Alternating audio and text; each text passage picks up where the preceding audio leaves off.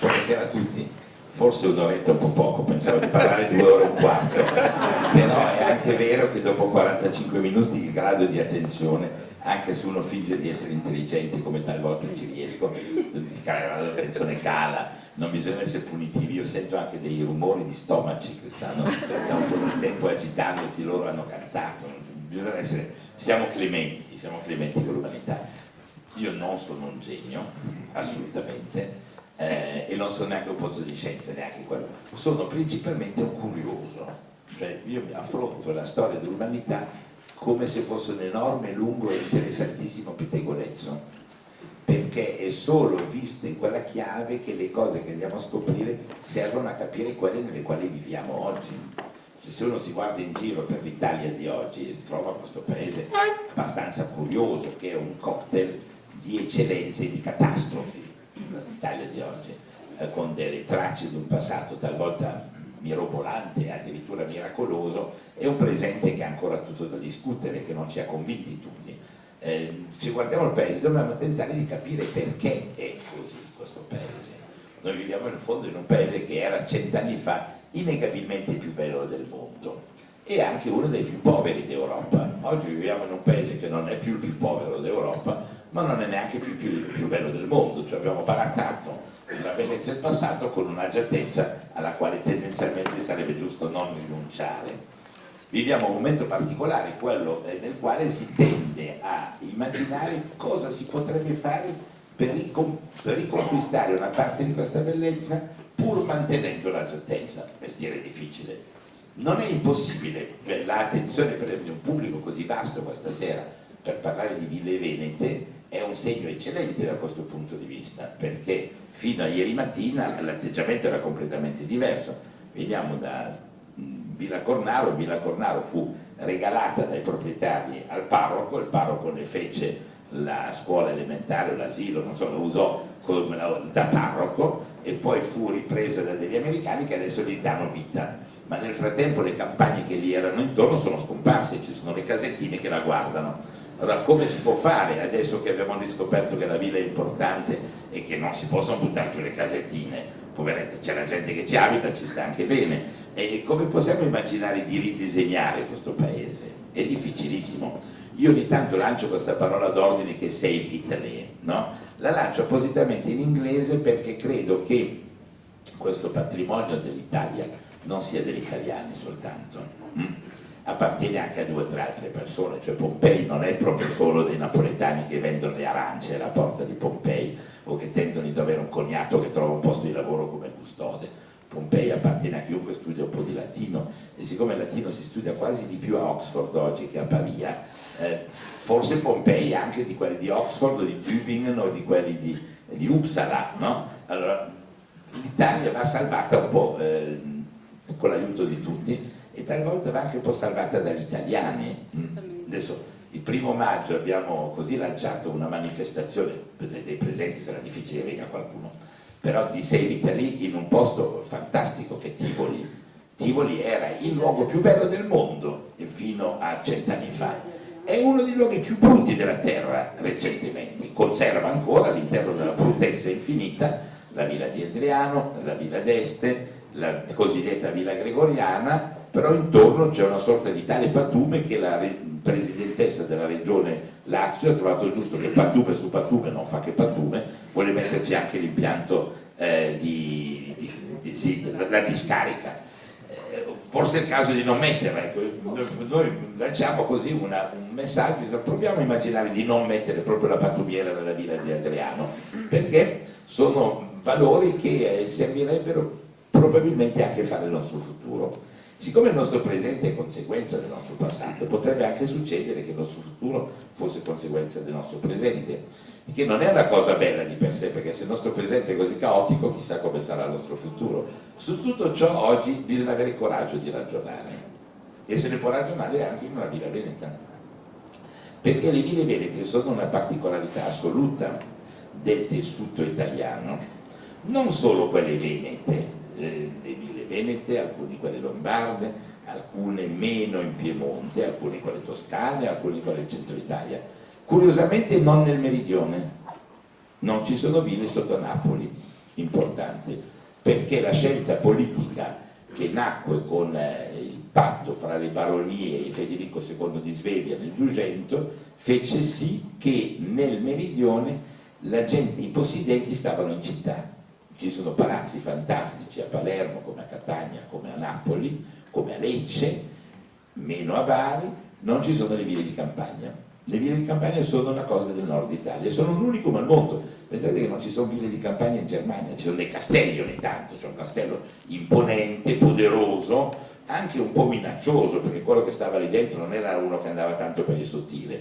Ci sono i castelli in Francia con tutto il mito della carogneria di chi ci stava dentro, ma non ci sono le ville, cioè questo fenomeno delle ville è una roba tutta nostra.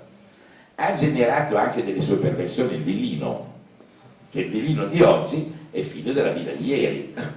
La villa di ieri da dove nasce? È interessante come percorso, perché la sua genesi è quella che ha portato al suo sviluppo straordinario. Il primo inventore della villa di campagna non è niente meno che Petrarca, perché Petrarca aveva sta mania di credere che la romanità fosse meglio dell'epoca in cui viveva.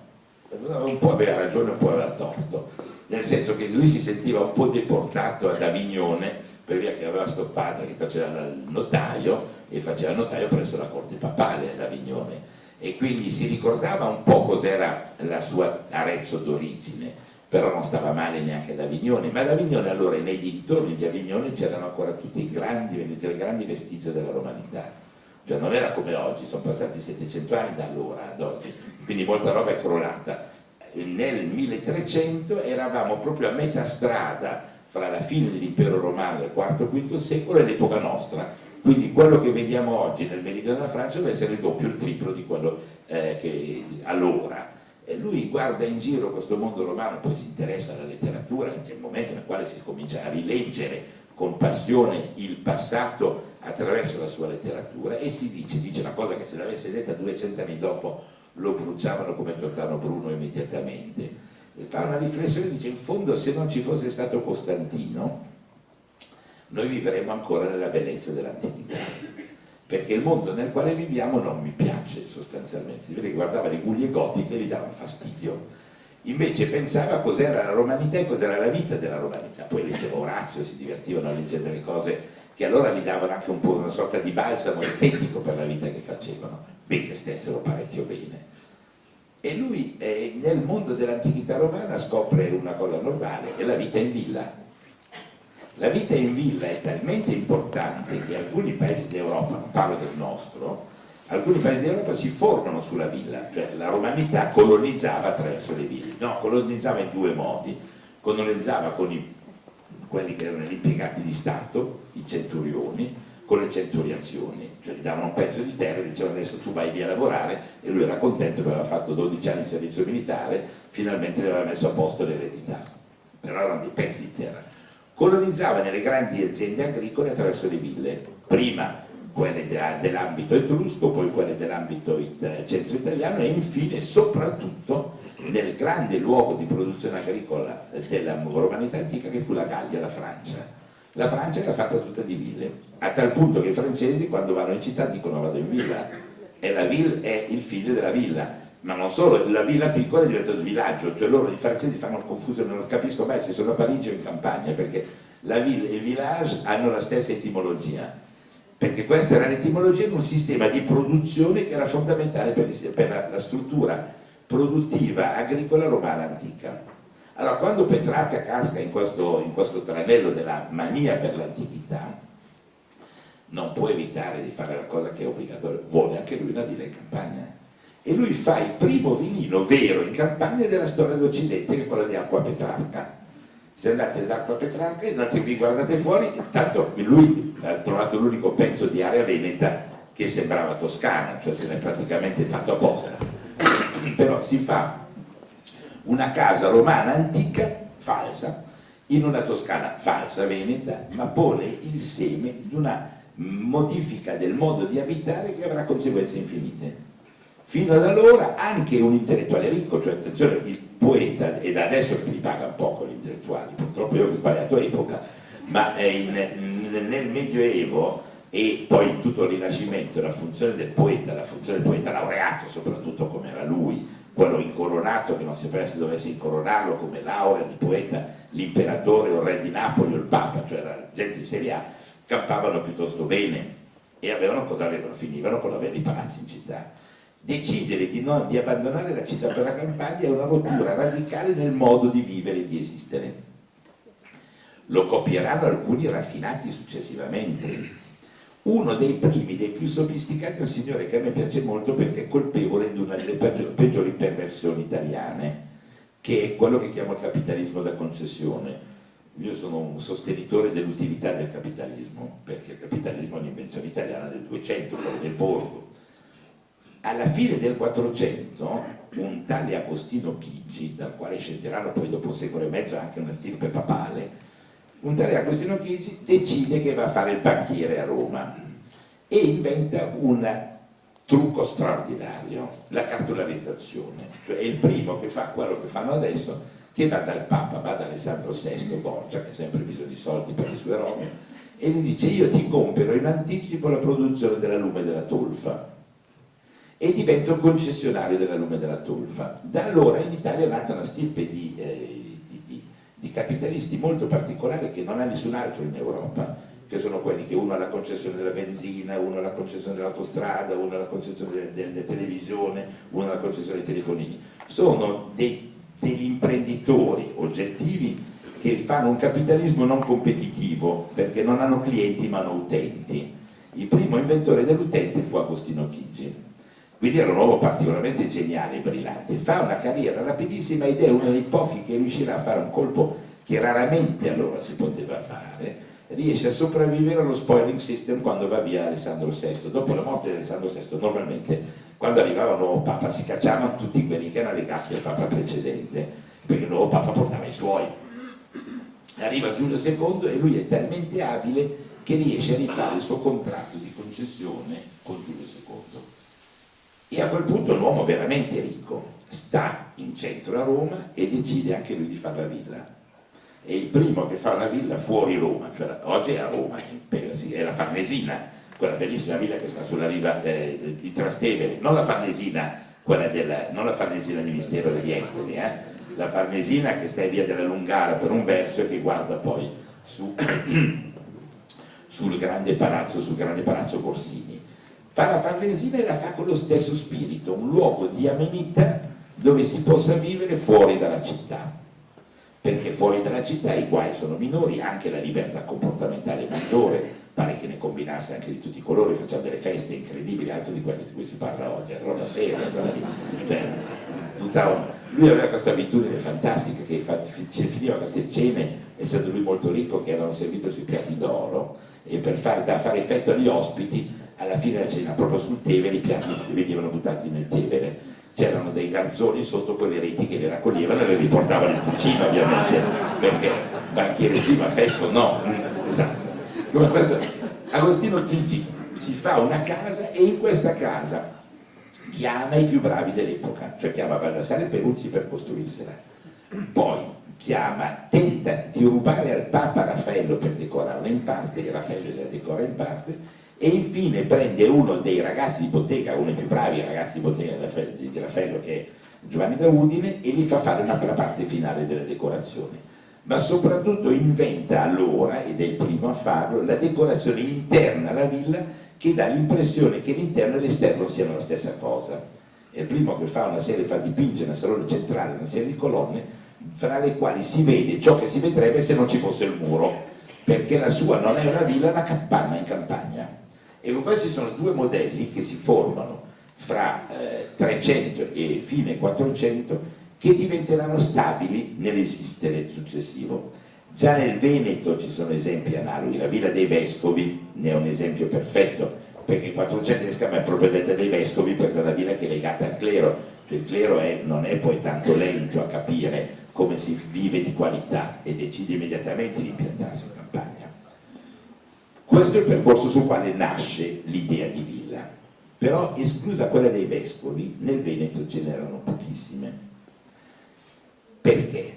Perché Venezia era di mare, perché a Venezia della Campania interessava pochissimo, interessava tra 300 e 400, semmai il controllo delle città commerciali che a loro volta controllavano la Campania, cioè la conquista lenta di Padova, le mani su Verona, le mani verso il Bellunese, le mani verso, ancora prima, verso Castelfranco e così via, non sono altro che un tentativo di proteggersi le spalle, ma con un unico scopo: avere quel minimo di produzione agricola per andare in mare.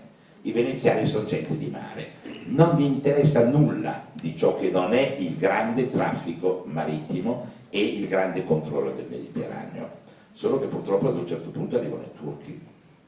E con l'arrivo dei turchi già a metà del 400 la musica comincia a cambiare, ma ancora si crede di dominare i mari.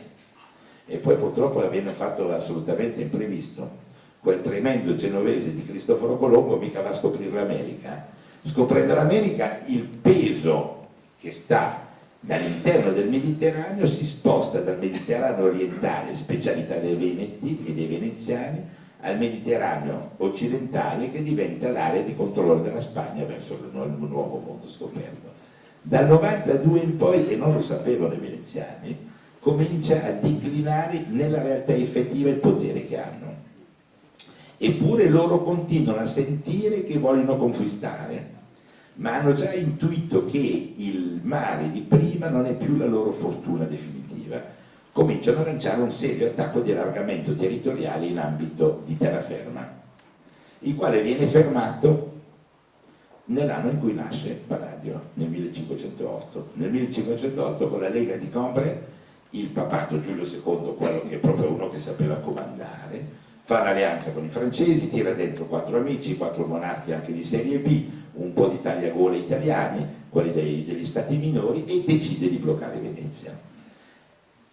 Finisce bene, finisce male, finisce come finisce sempre, si litigano fra di loro anche gli assalitori, quindi alla fine, dopo 3 anni, dopo una battaglia persa in modo pesante da parte di Venezia, la questione si ristabilisce. Ma si è verificato un fatto nuovo: il peso marittimo non ci sarà più, l'attenzione vera di Venezia per la Campania.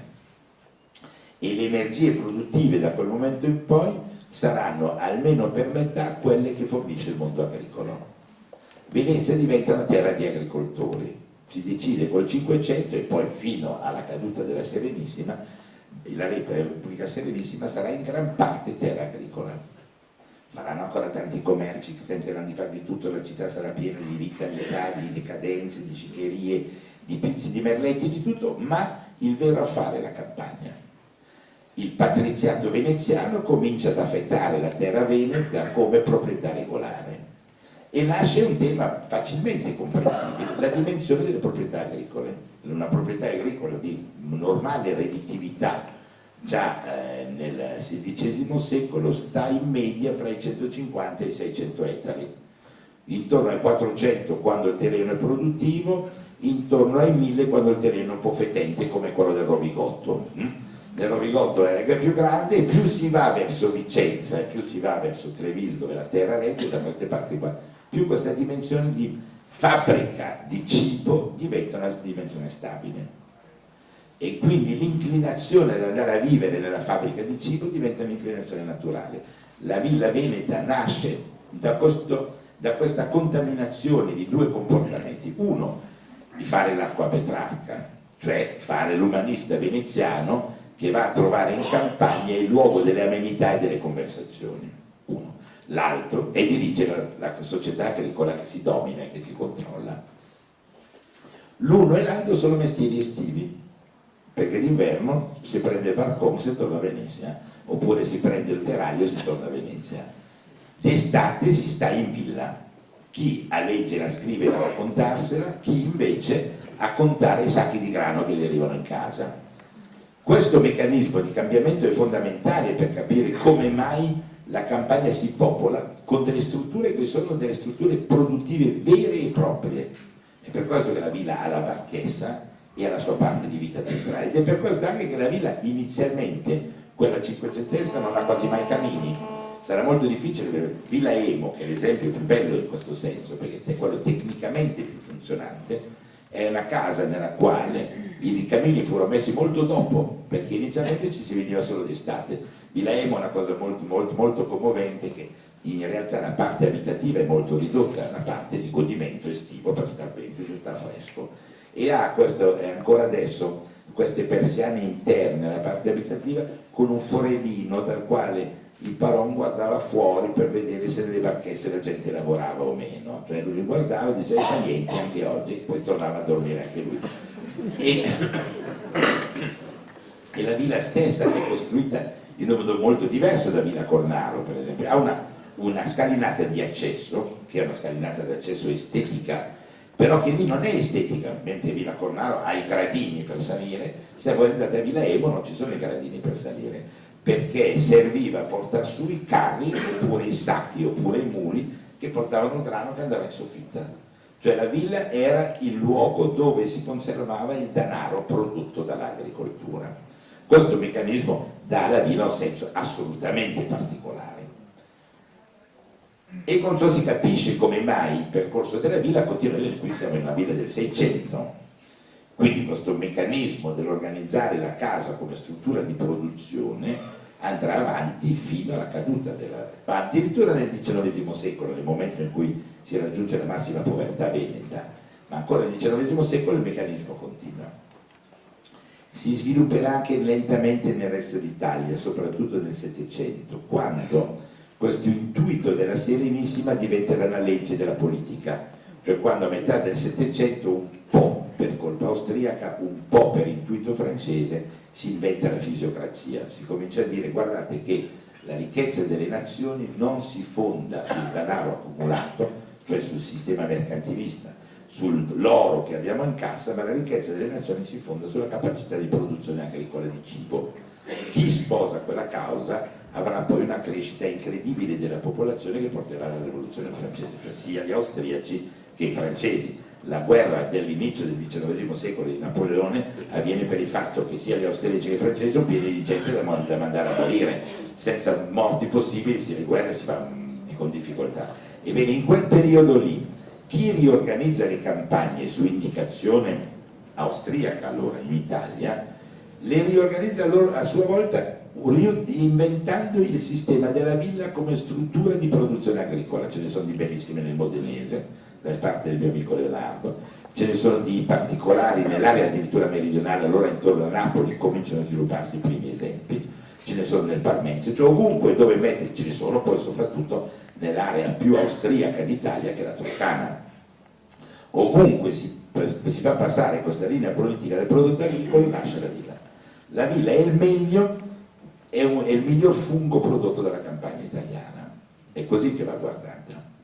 E allora viene la seconda domanda, perché Palladio ne diventa l'eroe? Questa è la domanda più interessante, però per questo devo bere un bicchiere di vino bianco di acqua. Palladio in realtà è un criminale ideologico, che compie un gesto che avrà delle conseguenze incredibili. La Venezia antica, cioè la Venezia coraggiosa, la Venezia del mare, che continuerà attenzione, a vivere anche attraverso tutto il Seicento, fino agli anni epici, forse l'ultimo momento epico seicentesco è quando il doge Leonardo Donà decide di staccarsi dalla Roma di Papa Paolo V e tende quasi a fare una fuga in area protestante, cioè il momento in cui viene fatto l'ostracismo sul clero veneziano e veneto in generale. Cioè il Seicento è ancora un secolo di grande volontà di battaglia all'interno della Venezia di mare, però per quanto lo sia sta cominciando a perdere le virtù che erano le virtù della sua storia vera, quella del Duecento in avanti. Venezia in realtà è l'erede di metà della romanità antica. Quando la Roma d'Occidente implode, lascia due pezzi di eredità diversi. L'imperium, quello dell'imperatore, il comando va a Costantinopoli e difatti il Basileus di Costantinopoli è il vero discendente dell'imperatore. Il concetto invece dello Stato, il concetto senatoriale sul quale si fonda Roma, finisce a Venezia. Tutte le famiglie del primo patriziato veneziano sono di derivazione romana. Venezia eredita il culto e la cultura dell'etica senatoriale, cioè quello che giustifica anche quella che sarà la fantastica etica della Repubblica Veneziana, che è molto diversa dall'etica attuale che abbiamo in Italia, aveva delle cose un po' più rigorose. Per esempio, quando uno veniva eletto finalmente proclamato doge, tutti i parenti si dovevano dimettere degli incarichi pubblici. Cioè quando uno possedeva delle navi anche da commercio, un terzo delle navi doveva essere equipaggiato da guerra.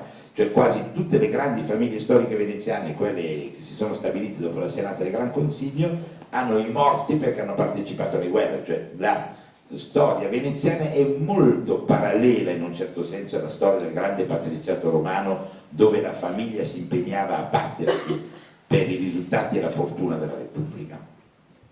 Questa romanità ereditaria che Venezia sente non ha però effetti estetici, perché da un punto di vista estetico Venezia è l'opposto.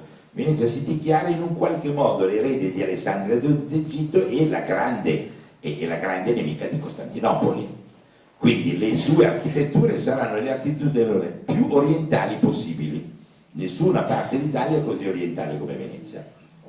Quando va in crisi questo cocktail di senatorialità romana e di volontà di aggressione al Mediterraneo orientale, quando va in crisi dopo Cambrai, Venezia scopre che abbandonare la grande scommessa marittima e portarla in terraferma, se uno mette 3 colonne davanti a casa è come un senatore romano. Questo fatto di portare le 3 colonne come legittimazione etica è il compito sostanziale dell'architettura del Palladio. Lui da dove la impara questa lettura? La impara ovviamente da quelli intorno ai quali si forma, cioè Palladio è uno che non è uno nato imparato, non è uno nato colto, avrà la fortuna di iniziare a fare il primo lavoro molto vicino a quello degli Scalpellini, poi impara le incisioni, cioè impara il gusto per la materia, la passione per la materia. Chi lo introduce a un mondo colto particolare è Trissino, per il quale fa la prima villa vicino a Vicenza. È una cosa anche abbastanza, non è la più elegante, è ancora un paracone, un po' una sorta di edificio tardo medievale, una roccaforte, si potrebbe dire, resa un po' più gentile dall'equilibrio delle forme e dalla distribuzione delle finestre, ma non è ancora ciò che sarà più tardi Palladio.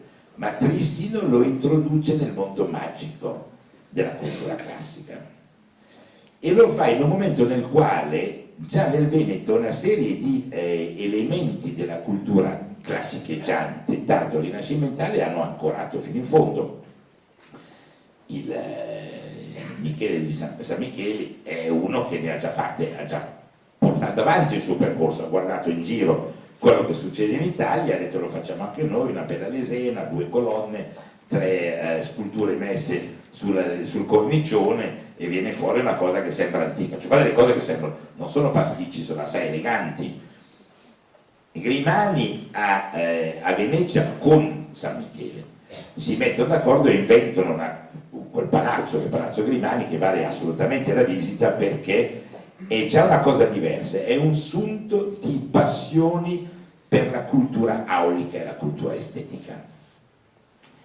Perché quel periodo lì è abbastanza confuso, cioè è quasi come oggi se uno volesse fare architettura contemporanea, cosa fa? Compra un libro su Gheri, poi compra un libro su un razionalista, poi compra un libro su un postmoderno e in questo pasticcio complessivo si perde. In quel periodo era uguale, cioè uno andava a sentire un po' quello che avevano fatto i toscani, quello che avevano fatto i toscani, che era il miglioramento estetico di un mondo di capomastri. Brunelleschi è il genio dei capomastri, è una sorta quasi di ingegnere, non è laureato, cioè non si sarebbe laureato oggi in architettura ma in ingegneria. Brunelleschi copia l'antichità romana, scopre nell'antichità romana gli elementi che lui può riprodurre, ma li riproduce come? Li produce sostanzialmente da ingegnere, senza andare a capirne il significato ultimo. Ne capisce soprattutto la funzione portante, cioè è uno che si occupa di statica e il suo occuparsi di statica è talmente geniale che per esempio nella Sacrestia Vecchia di San Lorenzo a Firenze fa questo gioco di un cerchio che entra nell'altro cerchio che gioca col quadrato, che è oggettivamente il fascino assoluto di un ingegnere. Se fosse vissuto nel XIX secolo, Brunelleschi avrebbe fatto dei ponti di ferro fantastici per le ferrovie. Questa è la sua concezione del mondo. Ha un suo opposto, che è Leon Battista Alberti. Leon Battista Alberti invece è tutt'altra cosa, è uno che non saprebbe prendere la cassola in mano, fa il prete e per giunta è figlio di una famiglia che è stata buttata fuori da Firenze per le litigate che i fiorentini hanno sempre, come adesso con Renzi, non è cambiato niente. E lui la famiglia è buttata fuori, lui entra nelle grazie del papato colto della metà del 400, soprattutto quello di Niccolo V, e riceve l'incarico di occuparsi del passato a Roma. Cosa fa? La prima cosa che fa è inventare la Rinascenza, che la Rinascenza per lui non sarebbe quello che crediamo noi. La Rinascenza è che lui ripristina i grandi acquedotti romani antichi, e quando rinasce l'acqua dice siamo tornati al vero valore del passato, altro che Petrarca che va a cercare Cicerone. Io sono andato a cercare l'acqua marcia che arriva a Roma e ve lo riportatevi dov'è, Zampilla come una volta. In questo percorso di rinascenza ovviamente salta fuori dalla terra tutto il materiale architettonico che determinava la visione del passato. Questo modo di vedere lui lo riporta a Firenze quando viene riammesso in città e trova che gli umanisti fiorentini hanno girato l'Europa con i soldi che gli ha dato Cosimo il Vecchio e hanno ricomprato quello che aveva comprato come testi.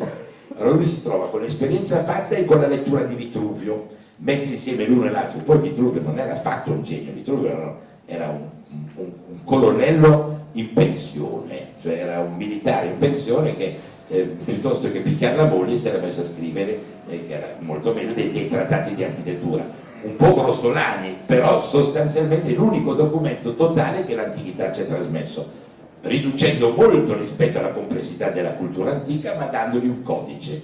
Allora lui arriva con un'esperienza intellettuale di ricerca, trova il codice e insieme, combinando le due cose, comincia a teorizzare, non costruisce mai, finché non incontra l'uomo più cattivo della terra, che è Sigismondo Malatesta, che gli dice in perfetto romagnolo, ma adesso basta, cioè tutte queste teorie proviamo a fare una cosa, e si fa costruire, che non lo finirà mai, il Tempio Malatestiano.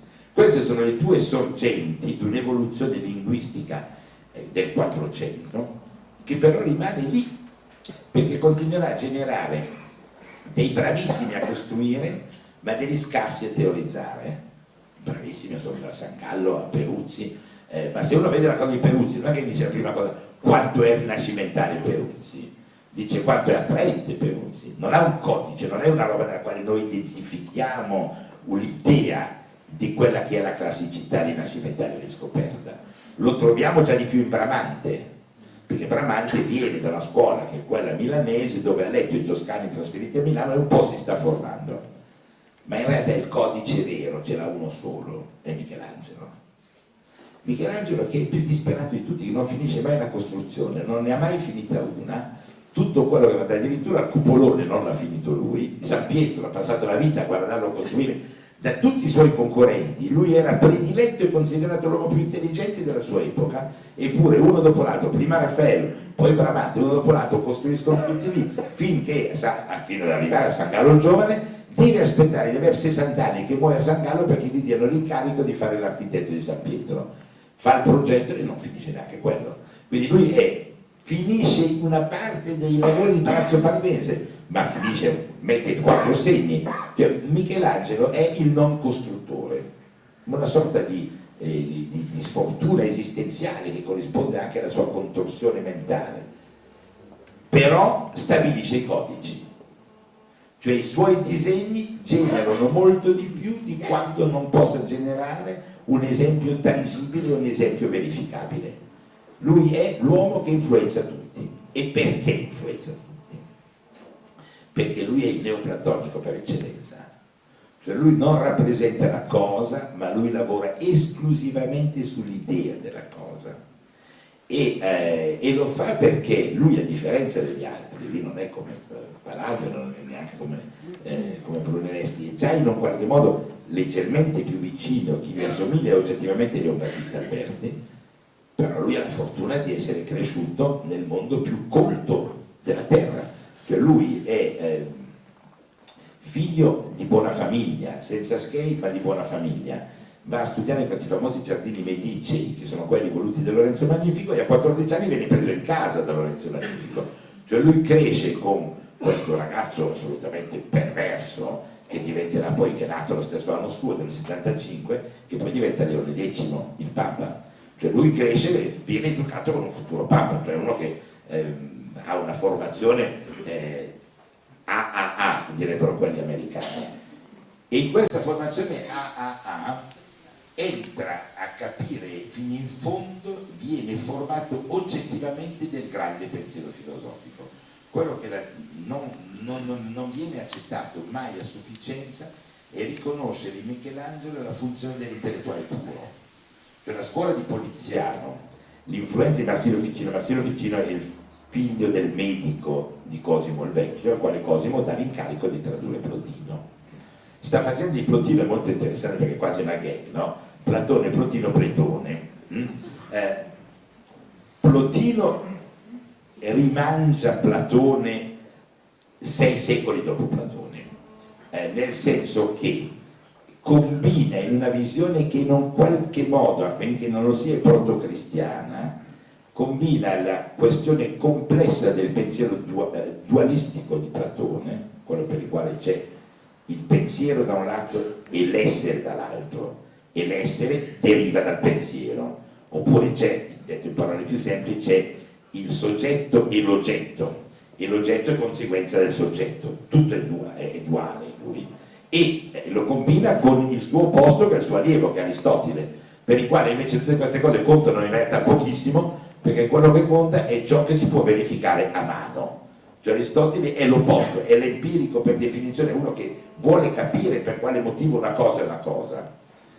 Nella cultura del Rinascimento si potrebbe dire Aristotele e Leonardo e Platone è in un qualche modo Michelangelo, ma lui combina questi due pensieri e elabora una idea che è fondamentale per la cultura del 400 e del 500, che è il recupero della entità suprema che lo rende molto vicino ai cristiani, che è l'en di cui parlava Pitagora. Tutto è legato a quest'uno dal quale tutto discende, ed è quest'uno che quando si riflette addosso si autoverifica e statica, cioè butta fuori da se stesso il pensiero.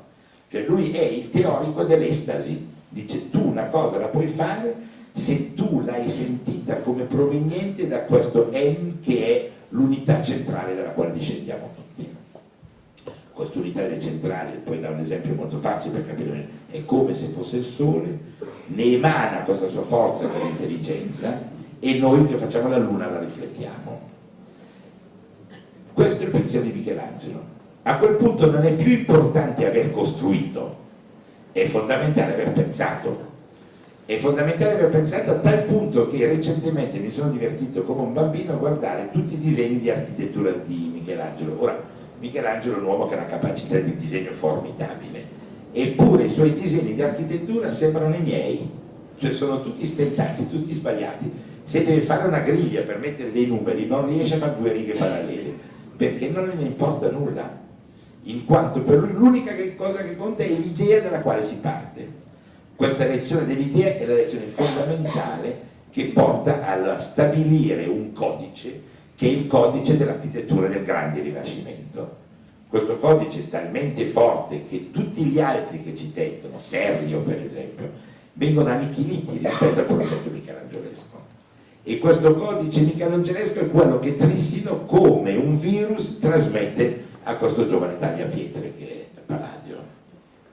Ecco il motivo per il quale quando voi guardate un edificio palladiano, prima di essere architettonico e teorico, la rotonda è in realtà è un presse-papier, è una roba da mettere sul tavolo, è un posaceneri. Cioè la rotonda non è un edificio secondo le tradizioni dell'edificio. Nelle tradizioni dell'edificio, come dice con grande intelligenza Le Corbusier, uno si mette davanti all'edificio e lo guarda all'altezza 1,70 m e l'architettura si fa tutta attraverso la sensazione che dà al vederla a 1,70 m. Io trovo sbagliato quando per esempio quando facciamo le riprese delle sculture, arrivano quelli delle televisioni care, non noi, noi siamo disperati, e arrivano con la giraffa e guardano Bernini dall'alto. Dico, ma chi mai ha guardato Bernini dall'alto? Il cardinale che l'ha comprato l'ha guardato come lo guardo io, milioni di persone hanno sempre guardato come lo guardo io, perché devo guardare in testa alla scultura di Bernini? Cioè la scultura come l'architettura sono necessariamente, quando sono aristoteliche, cioè quando sono legate a una conoscenza fisica, sono necessariamente a guardare, come dice Corbusier, a 1,70 m. L'architettura idealista no. Se l'architettura proviene dall'idea, l'architettura ne discende e già compresa nell'idea. Quell'architettura può diventare anche un caspù, cioè posso metterla sul tavolo e guardarci intorno. La rotonda è fatta così. La rotonda non ha nessuna necessità oggettiva, anzi è scomodissima, la rotonda e basta. Non ha una necessità oggettiva. La sua necessità è quella di far sì che possa essere vista anche dall'alto, anche composta. Il caso analogo, perfettamente analogo, è il caso di Villa Cornaro. Cioè Villa Cornaro è un oggetto che si potrebbe prendere, posare sul tavolo e guardarselo dai vari lati. Ed è questo che fa di Palladio un personaggio assolutamente particolare, questa capacità di trasformare l'idea astratta, cioè l'idea, in una cosa concreta. E siccome l'idea ha in sé questo concetto dell'esaltazione, cioè perché esce da se stesso, cioè proprio etimologicamente dell'esaltazione, l'idea forma l'entusiasmo e l'entusiasmo dà valore etico. La villa disegnata da Palladio è etica. E questo senso della villa etica è quello che porterà avanti fino alla realizzazione della cosa più curiosa che lui fa, che è la non villa, cioè il teatro. Il teatro è un'altra volta una lettura dell'antichità attraverso un'idea che uno si può fare del teatro vissuto attraverso il culto dell'antichità. Ed è questa l'eredità che nasce. Allora, combinando questo percorso bizzarro di Palladio, che legittima il fatto che i veneziani scappino dalla città per andarsene in campagna, perché la contadinella in fondo è affascinante, la temperatura estiva è eccellente e si mangia abbastanza bene, il prodotto agricolo è dei migliori e garantisce anche quella fortuna che poi si spende accendendo le candele nelle grandi sale dei palazzi dell'inverno. Questo modo di comportare, che è sostanzialmente carnale, lo combina con questo grande concetto teorico. E poi però queste ville si decorano, perché la fuga nella campagna di Venezia ha due effetti.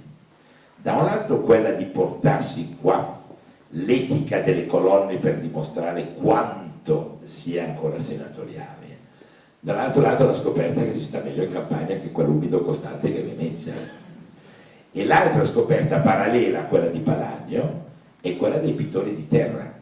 Così come Palladio sarà l'architetto di terra che legittima, il Cinquecento sarà il secolo nel quale Venezia tradisce i suoi pittori di mare, che sono quelli storici veneziani, da Vivarini ai Bellini, e comincia a scoprire quanto è invece più sensuale un pittore di terra.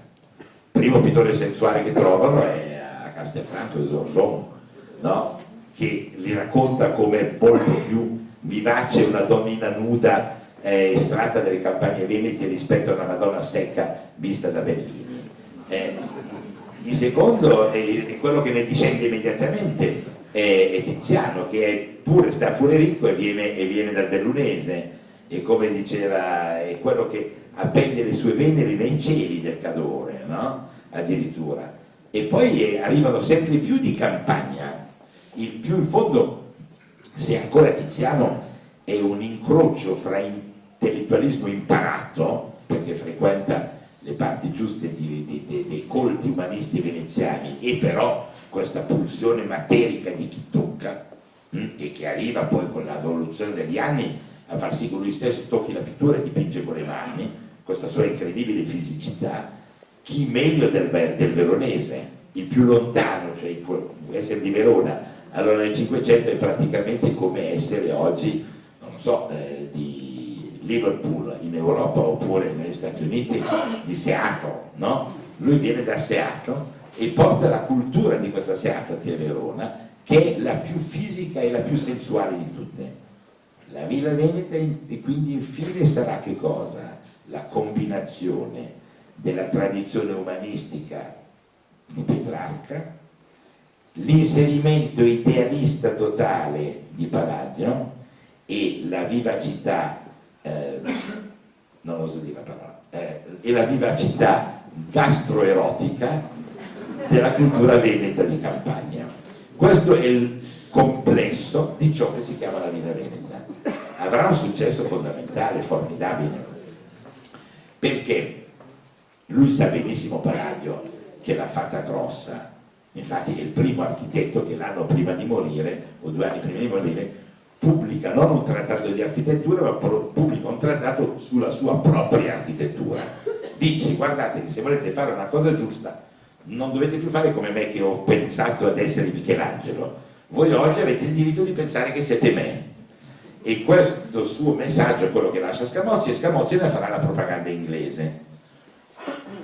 L'effetto sarà particolarmente interessante perché con la fine del Cinquecento si separano definitivamente i 2 mondi, quello della Babilonia papalina romana e quello della riforma trasversale d'Europa, quella nord europea, quella luterana, che nella sostanza tornerà a far finta di essere gotica, quella puritana olandese che si porrà delle domande molto più complesse, e quella inglese che dice: noi continuiamo a dire la messa in latino perché noi siamo i veri eredi della Roma antica, non questi perversi che stanno nella Roma vera e propria.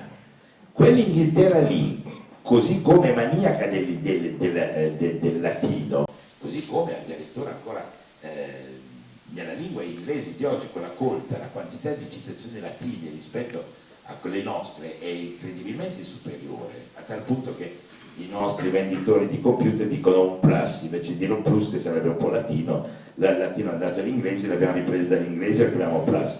Ma per esempio l'ID, it est, che scrivono l'inglese, gli inglesi rimangono molto convinti di essere gli eredi di questa romanità. Cosa fanno? Riprendono l'esempio di Scamozzi e l'esempio di Palladio.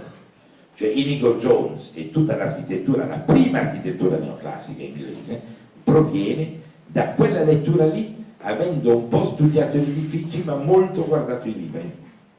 Il molto guardare i libri avrà una conseguenza ancora più curiosa nell'altra direzione, che è quella degli olandesi, dei puritani, perché lì arriva un libro fondamentale che fa Rubens. Rubens va a fare l'elenco non di Palladio, ma del paradismo evoluto, che è Genova, e di tutto il neoclassicismo evoluto, ne fa un libro, e siccome questo libro però viene stampato in incisioni, gli olandesi mica capiscono che quando vedono queste righe dei mattoni sono invece dei blocchi di muro che escono di 20 cm, e fanno l'architettura piatta. Fanno l'architettura piatta di Van Kampen, l'architettura piatta di Van Kampen, quella di Amsterdam e dell'Aia, lentamente evolverà attraverso tutta l'Europa, e da quel momento in poi ci saranno 2 o 3 neoclassicismi che conviveranno. Chiunque vuole occuparsi di temi neoclassici andrà a cercare 1 o 2 di questi riferimenti. Chi discende dagli olandesi, e dagli olandesi si formerà la scuola francese, dalla scuola francese si formerà la parte della scuola americana.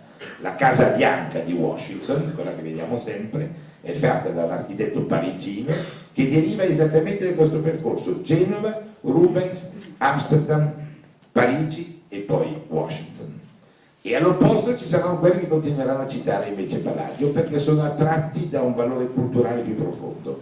Thomas Jefferson, nei suoi anni di formazione, fa il giro da queste parti, come gli americani di oggi con la sua macchina fotografica, mette tutto sul computer, torna a casa e si costruisce la propria casa, quella famosa, straordinaria casa di Monticello, che è la casa del Presidente degli Stati Uniti.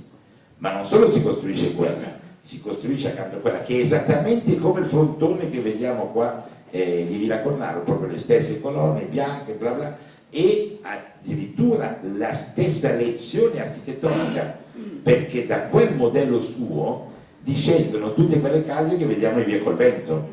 Tutto Via col Vento viene inventato in quel momento lì.